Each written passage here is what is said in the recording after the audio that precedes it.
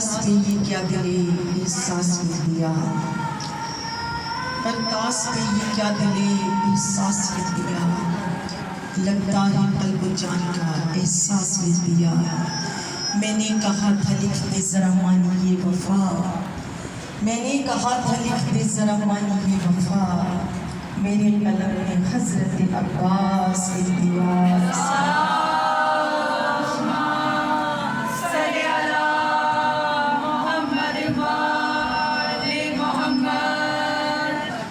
اعوذ باللہ من الشیطان الرجیم، بسم اللہ الرحمن الرحیم، الحمدللہ رب العالمین، والصلاة والسلام علی اشرف الانبیاء والمرسلین، وخاتم النبیین ابی القاسم محمد۔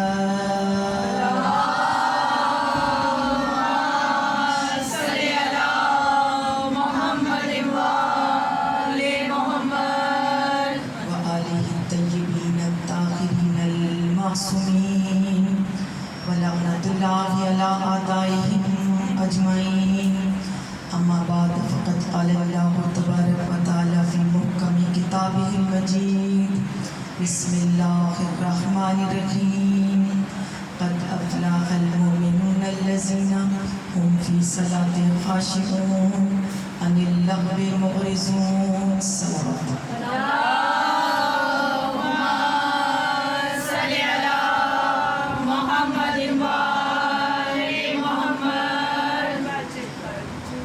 تمام تعریفیں اس بہترین پروردگار کے لیے جو تمام کائنات کا شہنشاہ ہے،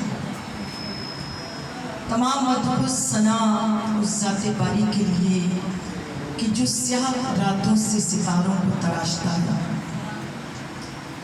جو بانجھ ٹہنیوں پر بھی پھول کھلا دیتا ہے، وہ پروردگار کہ جو ہر بولنے والے کے نطق کو جانتا ہے، ہر خاموش رہنے والے کا رازدار ہے، بہت عطا والا، کرم والا، نہایت مہربان۔ اس کے بعد میرا لاکھ لاکھ درود و سلام ان ذوات مقدسہ پر کہ جو اللہ کی پہچان ہے، ایمان لانے والے کل ایمان ہے، ہر کام میں مرضی یزدان ہے، علم میں مجسمہ قرآن ہے، بولنے میں کنوا صادقین ہے، عبادت میں برکعو مار راکعین ہے، صحابت میں ویطعمون الطعام علی حبہ یتیما اسیرا مسکینا ہے، اور طہارت میں ویطہرکم تطہیرا۔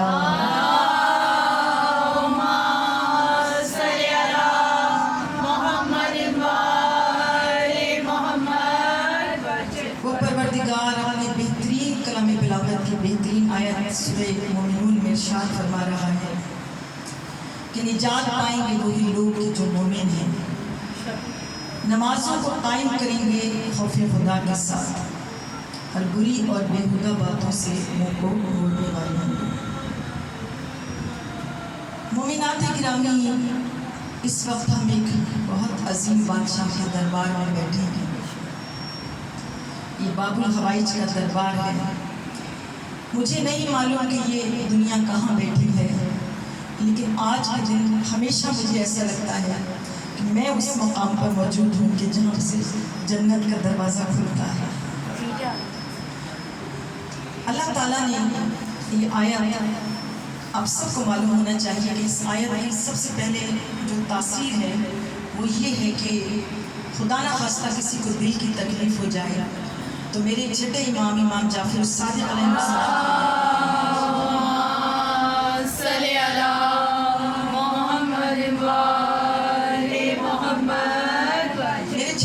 فرماتے ہیں کہ یہ سورہ مومنون کے اندر اللہ نے وہ تاثیر رکھی کہ اگر اسے پانی پر پڑھ کر ایسا مریض ملے کہ جس کو دل کی تکلیف ہے، اللہ تعالیٰ اسے اپنے دربار سے بہترین کامیابی عطا کرے گا، بہترین شفا عطا کرے گا۔ لیکن اس کی جو تفسیر ہے وہ کچھ اس طرح سے ہے کہ یہ 18ویں پارے کی سورہ مومنون یہ وہ آیت ہے کہ جو مولائے کائنات نے دست رسول پر 3 دن کے سن میں تلاوت کی۔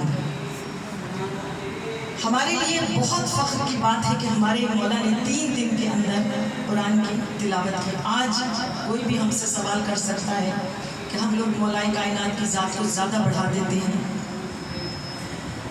3 دن کے سن میں کیسے کوئی بچہ قرآن کی تلاوت کر سکتا ہے؟ تو ہمیشہ جواب ہمارے پاس بہت اچھا ہوتا ہے۔ ہمیشہ کہیے کہ یہ معجزہ مولا علی کا نہیں، یہ دست رسول کا معجزہ ہے، یہ دست رسول کا معجزہ ہے کہ جن ہاتھوں پر آ کر سنگریزی بھی تلاوت کرنے لگ گئے، ان ہاتھوں پر آ کر علی مرتضیٰ نے تلاوت کی، تو تعجب کیا ہے؟ بس سب سے بڑا فخر اس بات پر ہوتا ہے کہ مولا نے اس قرآن کی آیت کی تلاوت کی کہ جس کو نازل ہونے میں ہمیں ابھی کم از کم 10 سال کا عرصہ درپیش ہے، مولا نے اس کی تلاوت کی۔ لیکن ہمارے لیے لمحہ فکریہ یہ ہے کہ ہمیں مولا کی ان جملوں پہ، اس آیت کے ان جملوں پہ غور کرنا چاہیے کہ جو مولا 3 دن کے سن میں ارشاد فرما رہے ہیں۔ بہت اہم جملے ہیں، کوشش کریں گے اس دعا کو پورا ترجمے کے ساتھ پڑھیں۔ مولا نے کہا کہ نجات پائیں گے وہی لوگ، فلاح پائیں گے وہی لوگ کہ جو مومن ہیں، مومن۔ اب آپ دیکھیے کہ یہ واقعہ سب کا سنا ہوا ہے، لیکن ایک مومن کی پہچان کے لیے بہت خوبصورت واقعہ ہے کہ مولا علی سے پوچھا گیا کہ مولا مومن کی کیا پہچان ہے، مومن کیسا ہوتا ہے؟ سب بچوں نے سنا ہے کہ مولا نے فوراً دیوار کی طرف اشارہ کیا اور کہا کہ مومن وہ ہوتا ہے کہ جو اس دیوار کو حکم دے تو سونے کی ہو جائے۔ تو کہنے والے نے ایک دم پکار کے کہا کہ مولا دیوار سونے کی ہو گئی۔ تو مولا نے مسکرا کر کہا کہ یہ مومن اور امیر المومنین کا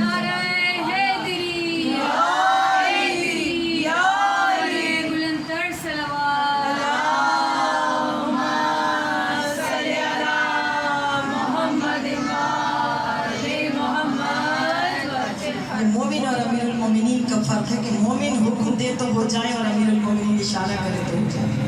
اس کے بعد مولا نے دوسری خصوصیت کہا کہ صرف ایمان لانا کافی نہیں، میرے مومن وہ ہوں گے کہ جو نمازوں کو قائم کریں گے خوف خدا کے ساتھ۔ بس اس جملے کے ساتھ صرف اتنا تصور کر لیجئے کہ ہمارا ایمان کیا ہے اور ہمارا ایمان کون ہے، کہ جو مصلی عبادت پر بیٹھ کر یہ دعا کر رہا ہے کہ پروردگار میں نے تیرا سجدہ نہ جنت کے لالچ میں کیا نہ جہنم کے خوف سے، تو میرے سجدے کے لائق ہے، تو میں نے تیرا سجدہ ادا کیا۔ مولا سے کہا کہ مولا آپ ایسے اللہ کی عبادت کرتے جیسے آپ خدا کو دیکھ رہے ہیں۔ مولا نے کہا کہ ہاں میں اپنے رب کو دیکھتا ہوں۔ کہا علی خدا کی عبادت نہیں کرتا جس کو دیکھتا نہ۔ مولا آپ نے خدا کو کیسا پایا؟ میرے امام نے کہا کہ تم اپنی ظاہری آنکھوں سے اس رب کو دیکھتے ہو، میں اپنے دل کی آنکھوں سے اس رب کو دیکھتی ہوں۔ کسی نے کہا تھا کہ کچھ اس طرح یہ عبادت کو عام کرتے ہیں، کچھ اس طرح یہ عبادت کو عام کرتے ہیں، سجود ان کی گلی میں قیام کرتے ہیں۔ کہا خدا نے علی سے بنا کے جنت کو، کہا خدا نے علی سے بنا کے جنت کو، اس سے بھی ہم تیرے بچوں کے نام کرتے ہیں۔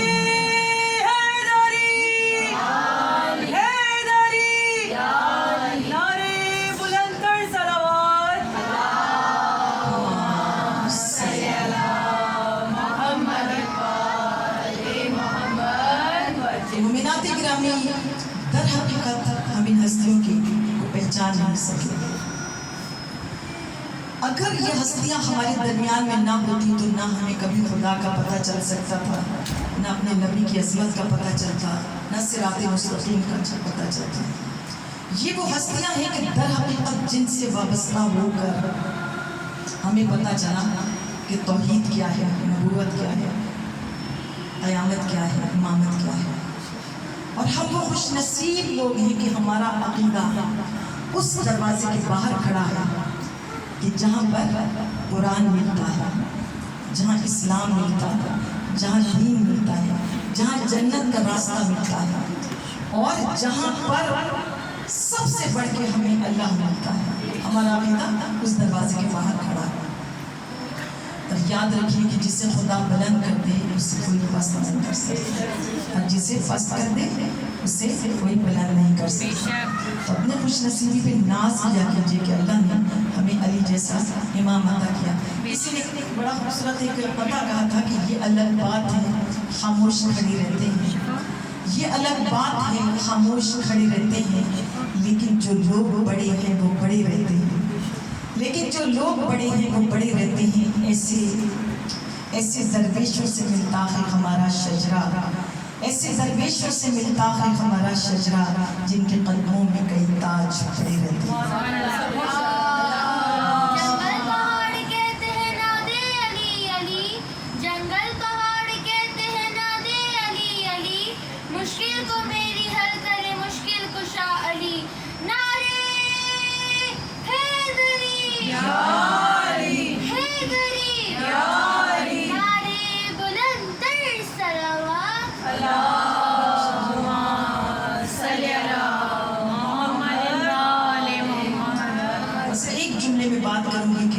ہمارا رابطہ کن ہستیوں سے ہے؟ ہمارا رابطہ ان ہستیوں سے ہے کہ سورہ کوثر جن کا لقب، الف لام میم جن کا وجود، حل عطا جن کی سخاوت، پھر قربہ جن کی قیمت، مزمل و مدثر جن کا اوڑھنا بچھونا، سورہ یوسف جن کا کردار، والنجم جن کی عظمت، سورہ قدر جن کی قدریں، بسم اللہ جن کا افتتاحیہ اور بلغ جن کا اختتامیہ ہے۔ یہ سورج چاند ستارے ان کے ایک اشارے کے منتظر، یہ ساری کائنات ان کے دم سے قائم ہے، جنت ان کی ملکیت ہے۔ مجھے نہیں معلوم کہ ہم کہاں جنت ڈھونڈ رہے ہیں، سب کچھ تو ہمیں حیدر کے در پہ مل رہا ہے، اور یاد رکھیے کہ جو حیدر کے در پہ آتا ہے نا وہ کبھی در بدر نہیں ہوتا۔ ہماری نمازیں سورج کا انتظار کرتی ہیں، ان کی نماز کا سورج انتظار کرتا ہے۔ ستارے ہمارے لیے خد نظر، ان کے سرگردہ، جنت ہمارے بہترین اعمال کی جزا، ان کی ملکیت، کعبہ ہمارے لیے بہترین عبادت خانہ، ان کا بہترین زنجخانہ۔ مومنات گرامیہ، آج کی مجلس ذکر عباس سے روشن ہے، اور یاد رکھیے کہ جتنی بھی یہاں پہ خواتین یہاں پر موجود ہیں وہ صرف یہ سوچ کے بیٹھے کہ آج ہم کس صف عزا پہ بیٹھے ہیں۔ یہ باب الحوائج کا در ہے، میرا ایمان ہے اس در پہ آیا ہوا کبھی خالی نہیں جاتا۔ باب الحوائج کی یہ شان نہیں کہ کوئی میرے مولا سے کچھ مانگے اور میرے مولا اسے عطا نہ کرے، چاہے وہ رزق ہو، چاہے وہ اولاد ہو، چاہے وہ دنیا کی نعمت ہو۔ میرا ایمان ہے کہ میرے غازی کے در سے کوئی خالی نہیں جاتا۔ میں آپ کو بتانا چاہتی ہوں چھوٹی سی بات، جب میں پہلی بار کربلا گئی، شاید مجھے اتنی معرفت رکھ کے میں نہیں گئی، لیکن ایک دن میں روزانہ مولا امام حسین کے حرم میں جاتی تھی، نماز پڑھ کے واپس آ جاتی، لیکن ایک رات میں نے غازی عباس کے روزے پہ گزارا۔ آپ تصور کیجئے میرے سامنے میرے مولا غازی عباس کا روزہ تھا، میں نے نماز پڑھی، تہجد کی، اور میں نے غازی عباس کے روزے کی طرف دیکھا۔ کہتے ہیں کہ جب مولا کی طرف دیکھو اور مولا کے بارے میں سوچو تو معرفت کی راستے پر بہت ہموار ہو جاتے ہیں۔ مجھے آج تک نہیں معلوم کہ میں نے اپنے غازی سے کیا مانگا تھا۔ میرے گریے کا یہ عالم تھا کہ مجھے آج محسوس ہوتا ہے کہ شاید میری سب سے اچھی دعائیں اور سب سے اچھی عبادت وہی تھی جو میرے مولا کے حرم میں گزاری۔ خدا کی قسم میں کہوں کہ حضرت عباس کا جو لقب ہے نا، آپ کسی بچے کو دیکھیں غصے والا تو پوچھے نام کیا ہے؟ عباس، تو آپ کہیں گے کہ اس لیے غصے والا ہے کہ اس کا نام عباس ہے۔ عباس کی معنی ہے کڑے تیوروں والا۔ حضرت عباس کی کنیت جو ہے وہ ابو الخلفہ، چھوٹے سے مشغلے کو اٹھانے والا۔ میرے غازی عباس یہ چاہتے ہیں، ان کی تمنا ہے کہ قیامت تک کوئی انہیں غازی عباس کے نام سے نہ پکارے۔ ان کی تمنا ہے، ہم تو ہمیشہ مولا عباس غازی عباس کہہ کے پکارتے ہیں، لیکن میرے غازی کی تمنا ہے کہ کوئی انہیں غازی عباس کہہ کے نہ پکارے، جب بھی کوئی پکارے انہیں سقائے سکینہ کہہ کے پکارے۔ کہا کہ میں سقائے سکینہ بن کے خدا کی بارگاہ میں جانا چاہتا ہوں۔ میں کہتی ہوں کہ خدا کی قسم جو نبوت کے گھرانے کی آبرو ہے، جو امامت کے گھرانے کی عزت ہے، جو طہارت ان کے خاندان کا پیش بہا ہیرا ہے، جسے کائنات کے حسین ترین لوگ دیکھیں اور ایک زبان میں کہیں کہ ھذا عمر بنی ہاشم، تو ہم اپنی عقیدتوں کی زبان میں اسے عباس کہتے ہیں۔ اور مجھے کہنا چاہیے کہ جو مظہر اور صاف خدا ہو اسے علی کہتے ہیں، لیکن جو مظہر اور صاف علی ہو اسے عباس کہتے ہیں، اسے عباس کہتے ہیں۔ ہم اس در کی کبھی معرفت کر ہی نہیں سکتے، ہم کر ہی نہیں سکتے معرفت۔ مومنات گرامی، جس طرح سے حضرت عباس نے اپنے آپ کو منوایا، اس طرح سے اپنے علم کو منوایا۔ آپ یہ دیکھیے کہ آپ کو محسوس ہوتا ہے کہ آپ کتنے بڑے بڑے محل دیکھ رہے ہیں، کتنے بڑے بنگلے آپ نے دیکھے ہوں گے، لیکن آپ سب مجھے بتائیے کبھی آپ نے ہمارے چھوٹے میں سلام کیا؟ ہر زبان کہے گی کہ ہم نے کبھی کیوں سلام کیا، ہم نے کبھی سلام نہیں کیا۔ لیکن توجہ کیجیے گا کہ ایک معمولی سی جھونپڑی کے اوپر میرے غازی کا علم لگا ہوتا ہے، تو بے ساختہ ہمارا دل بھی جھک جاتا ہے اور ہمارا سر بھی جھک جاتا ہے، اور ہمارے ذہن میں فوراً یہ خیال آتا ہے کہ یہ کسی مومن کا گھر ہے۔ یعنی حضرت عباس کا علم ایک معمولی جگہ کو بھی معتبر بنا دیتے ہیں۔ حضرت عباس امیر غریب کا گھر نہیں دیتے، حضرت عباس کا علم میں کہتی ہوں ہر دل میں ہے، ہر چھت پر ہے، جہاں بھی چھت پر اس کی شان نرالی ہوتی ہے۔ اور آج دیکھیے اس علم کا مرتبہ دیکھیے کہ کائنات کے اندر اتنی مسجدیں نہیں ہیں جتنے میرے غازی عباس کے علم ہیں، جتنے میرے غازی عباس کے علم ہیں۔ اور اس علم کا معجزہ میں آپ کو بتانا چاہتی ہوں، میرے بچوں نے ظاہر غازی عباس کے ہر سال فضائل میں یہی معجزات بیان کیے جاتے ہیں، لیکن یہ اس ذکر کا معجزہ ہے کہ جب بھی پڑھا جائے ایسا لگتا ہے جیسے آج ہم پہلی بار سن رہے ہیں، بالکل ایسا لگتا ہے نا کہ جیسے ہم پہلی بار سن رہے ہیں۔ پہلے میں آپ کو بتانا چاہتی ہوں کہ حضرت عباس کا مقام کیا ہے میرے مولا علی کی نگاہ میں۔ مولا علی مسجد میں بیٹھے تھے کہ اچانک جناب قمر دوڑتے ہوئے آئے اور کہا کہ یا علی خوشخبری ہے، آپ مجھے بتائیے کہ کیا امام مبین ہے میرے امام، کیا نہیں جانتے کہ کیا خوشخبری ہے؟ لیکن جناب قمر کی طرف دیکھ کر کہا کہ اے قمر تمہیں جنت کی بشارت ہے، خوشخبری سناؤ۔ اور جناب قمر نے کہا یا علی اللہ نے آپ کو بیٹا عطا کیا۔ میں کہوں کہ جس کی پیدائش کی خوشی میں جناب قمر کو جنت کی بشارت مل جائے اسے عباس کہتے ہیں، اسے عباس کہتے ہیں۔ مومنات گرامی، اسی طرح حضرت عباس کے علم کی شان ہے۔ کتنے معجزات ہیں جو حضرت عباس کے علم سے منسوب ہیں۔ ایک عالم دین تھے، نجف میں رہا کرتے تھے، تو ان کو کربلا میں اشرا پڑھنا تھا۔ کربلا میں اشرا پڑھنا تھا تو انہوں نے ایک ٹیکسی جو تھی اپنے لیے مقرر کی، ٹیکسی مقرر کی۔ وہ روزانہ نجف سے اس ٹیکسی میں سوار ہوتے، کربلا میں اشرا پڑھتے اور اس کے بعد مجلس پڑھ کے وہ اسی ٹیکسی میں روانہ ہو جاتے۔ کبھی نہ ڈرائیور سے بات کی، نہ ڈرائیور نے ان سے بات کی، بس آنا جانا کرتے اور خاموشی سے اتر کے چلے جاتے۔ جب 8 محرم آئی، وائد اللہ علامہ جو تھے وہ ٹیکسی میں آ کے بیٹھے، ٹیکسی چلی تو اچانک ٹیکسی ڈرائیور نے کہا کہ آج 8 محرم ہے نا؟ تو انہوں نے کہا ہاں آج 8 محرم ہے۔ کہا کہ آج غازی عباس کی شہادت کا دن ہے نا؟ ایک دم وہ چونکے ہیں۔ انہوں نے کہا کہ یہ عیسائی ہے، ڈرائیور جو ہے یہ عیسائی ہے، یہ کیا جانے حضرت عباس کو، اس کو کیسے پتا؟ تو انہوں نے ایک دم سے بے ساختہ پوچھا کہ تمہیں کیسے پتا چلا کہ آج حضرت عباس کا دن ہے؟ اس ڈرائیور نے ایک دم سے کہا کہ میں اس پوری کائنات میں اگر کسی کو جانتا ہوں تو وہ غازی عباس ہے، میں کسی کو نہیں جانتا۔ ایک مرتبہ انہوں نے پوچھا کہ کہ کس طرح پہچانتے ہو؟ تو ڈرائیور نے جو واقعہ بتایا اس نے کہا کہ میں بہت ایک زمانے میں امیر آدمی تھا، لیکن ہم دونوں میاں بیوی کی اولاد نہیں تھی۔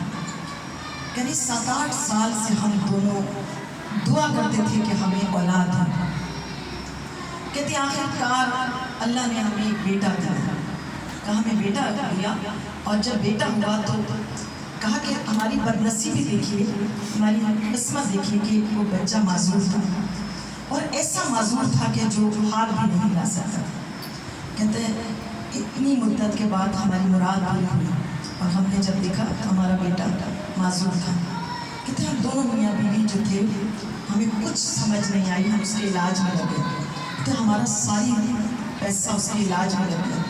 कहते आखिरकार मैंने अपना घर भी बेच दिया, और उसका इलाज, कहते वो उसको तंदुरुस्ती ना मिली, वो सेहत ना मिली उसको। कहते अब हमारा एक बेटा था, हमारी उसमें जान भी थी, चाहते थे कि ये जिंदा रहे सेहत और तंदुरुस्ती के साथ। तो कहते इसके बाद जब हमने जिस घर को हमने किराए पर लिया, तो उसके ऊपर वाले घर में शिया रहा करते थे, तो हमें नीचे वाले घर मिला। कहती मेरी बीवी जो थी, मैं वो अपने बच्चे की खिदमत में लगी रहती थी, मैं कुछ ना कुछ काम करने लगा, इस तरह हम लोग गुजारा कर रहे थे। कहती अचानक 8 मुहर्रम को, अब ये जहन में रखिएगा कि ये ईसाई फैमिली है, मुसलमान नहीं। कहती है कि अचानक ऊपर वाली जो मोमिना थी, उसने मेरी बीवी को पुकार के कहा कि अगर तुम्हारा यकीन है तो आज मैंने अपने गाजी का अलम सजाया है, अपने गाजी का अलम सजाया। तुम्हें पता है गाजी बाबुल हवाई जी, हम लोग सोचते हैं कि इनके दर से कोई भी खाली नहीं जाता। अगर तुम्हारे यकीन हो ना, तुम अपने बच्चे को लेकर आओ, गाजी के पास आके दुआ मांगो। अज़ादारो माँ क्या होती है, माँ को अपने बच्चों के लिए किसी दर पर भी जाना पड़ जाए, ये तो गाजी का दर था। इसने अपने माजूर बच्चे को उठाया, सीढ़ियाँ तय करके ऊपर। आप सोचिए, मैं सोचती हूँ मेरे गाजी अब्बास के अमल की क्या मौजज़ा है। उसने देखा कि बड़ा सादा सजा हुआ है यहाँ पर सामने, इसके हाथ में अपना माजूर बच्चा है। वो औरत कहती है कि मेरी नज़र गाजी अब्बास के अलम पे पड़ी, और ना जाने मेरे दिल को क्या हुआ कि मैंने बढ़ के अपने बच्चे को सलम के नीचे लेटा दिया, और मुझे कुछ ना सूझा। मैंने एकदम से सलम को देख के कहा कि जैसे कि मोमिना कहती है बाबुल हवाई,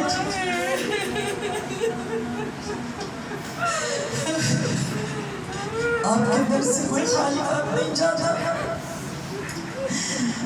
अगर आपके दर पे कोई नामुराद नहीं जाता, तो आप मेरे बच्चे को सेहत दे दीजिए।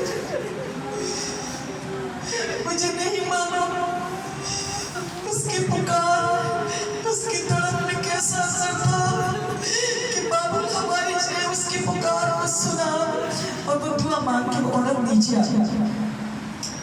उसका शौहर कहता है कि रात को आधी रात का वक्त था, हम दोनों सो रहे थे, हमारा बच्चा भी सो रहा था।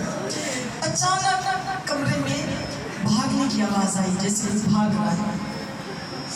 कहते कि एकदम से हम दोनों उठे तो हमने देखा, हैरान होकर देखा कि हमारा बच्चा कमरे में भाग रहा है, कमरे में भाग रहा है। वो कहती औरत दोनों मियां बीवी आगे बढ़े, और उस बच्चे को पकड़ के कहा कि बच्चे तेरे साथ ये कैसा हुआ। तो उस बच्चे ने हाथ को झटक के कहा, मुझसे कुछ ना पूछो, मुझे सिर्फ इतना बताओ कि ये बिन बाजू वाले घोड़े सवार कौन है।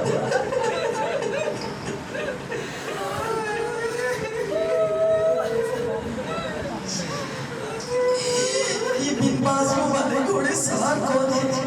अज़ादारो आप सबसे अल्लाह ताला आप सबकी आंखों को करबला की ज़ियारत कराए। अज़ादारो कितने काफ़िले हैं जो मौला के हरम में आते हैं, कितने अजीब अजीब वाक़यात हमारी निगाहों में आते हैं। ऐसे वाक़यात करबला में मेरे गाज़ी मौजज़ा दिखाते हैं कि कितने काफ़िले आए थे। इसमें एक इंडिया का काफ़िला आया था जिसमें एक माँ थी, उसके साथ एक छोटी सी 4-5 साल की बच्ची थी। उस बच्चे के साथ ये मसला था कि उसके गाल जो था वो जला हुआ था। अज़ादारो कोई फिक्र करे ना करे, लेकिन हमेशा माँ को अपने बच्चों की बड़ी फिक्र होती है।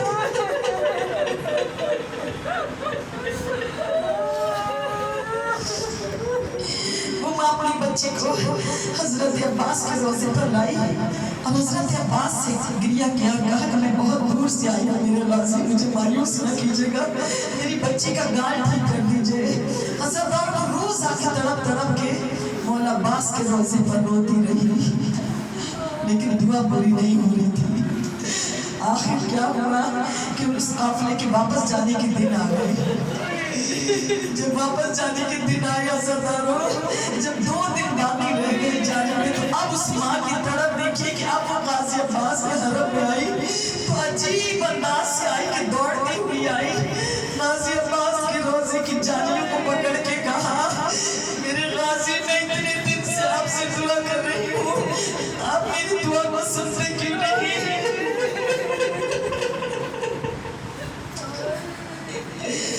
پھر کہتی ہے کہ وہاں کے سارے ڈاکٹروں نے، حکیموں نے جواب دے دیا، آپ بھی کیا مجھے جواب دے کے بھیجیں گے؟ عزاداروں پھر وہ دم سے غصے میں کہتے ہیں، غازی میری دعا نہیں پوری کی نا، تو میں نہ کھاؤں گی کھانا، نہ پانی پیوں گی، یہیں بیٹھی رہوں گی. ابھی وہ بیٹھی تھی عزاداروں کے، نہ جانے اس کے دل کیسا تڑپ کہ اس نے کہا، غازی بس آخری واسطہ دے رہی ہوں، آپ کو سکینہ کے گالوں پہ پڑنے والے ان تماچوں کا واسطہ. ہائے عزاداروں میری بچی کا گال صحیح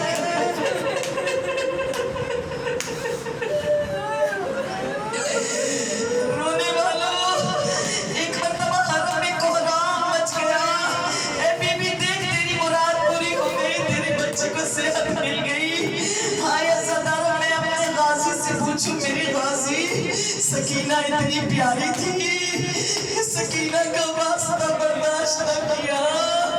یہی سکینہ کربلا میں کہہ رہی تھی، چچا اگر تم نے پانی نہ لا کر دیا تو کون لا کر دیا؟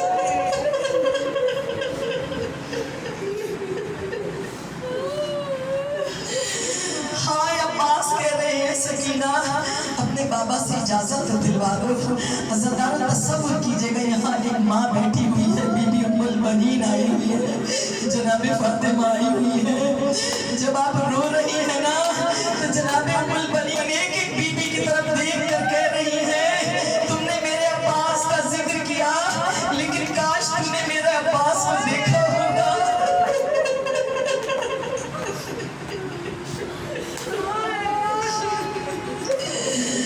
ہائے عزاداروں، عباس سکینہ کی انگلی پکڑ کر جب مولا حسین کی خدمت میں آئی نا، مولا نے ایک نظر عباس کو دیکھا، ایک نظر سکینہ کو دیکھا اور کہا، عباس بہت اچھی سفارش لائے ہو.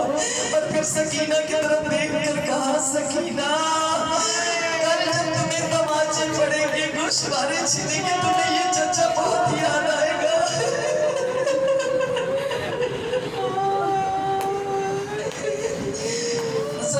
امام حسین، ہائے جب عباس کی آواز آئی نا، ہائے عباس کی آواز آئی، آقا میرا آخری سلام.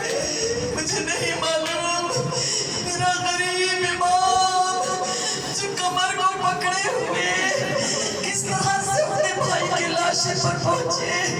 جب پہنچے تو دیکھا 32 برس کا بھائی ایڑیاں رگڑا.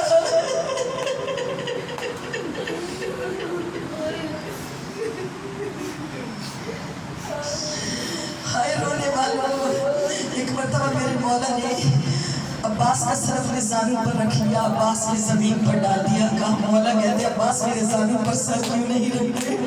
عباس میں رو کر کہا، مولا امام علی کا دم نکلا امام حسن کے زانوں پر تھے، امام حسن کا دم نکلا آپ کے زانوں پر، لیکن جب آپ گھوڑے سے گریں گے آپ کا سر کس کے زانوں پر ہوگا؟ مجھے یقین ہے کہ ایک ماں کی آواز آئی ہوگی، عباس حسین کا سر میری آغوش میں کٹے گا. ہاں عزادار، بس آخری جملے عقائد بھی کہا کرتے تھے کہ کائنات کا سب سے مظلوم شہید عباس ہے. کسی نے کہا تھا کہ کربلا کا ہر شہید مظلوم ہے، عباس کیوں مظلوم ہے؟ تو ایک مرتبہ عقائد کو اپنے سر کو پیٹ کر کہا تھا، ہر شہید جب گھوڑے سے گرا اس کے بازو سلامت تھے، لیکن جب عباس